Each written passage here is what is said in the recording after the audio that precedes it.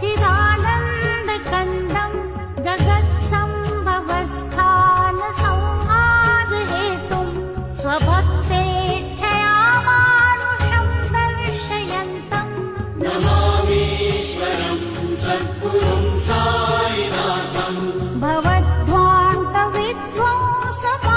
भवद्ध्वान्तविध्वंसकार्तण्डमीड्यं मनोवागतीतं मुनिर्ध्यानगम्यं जगद्व्यापकं निर्मलं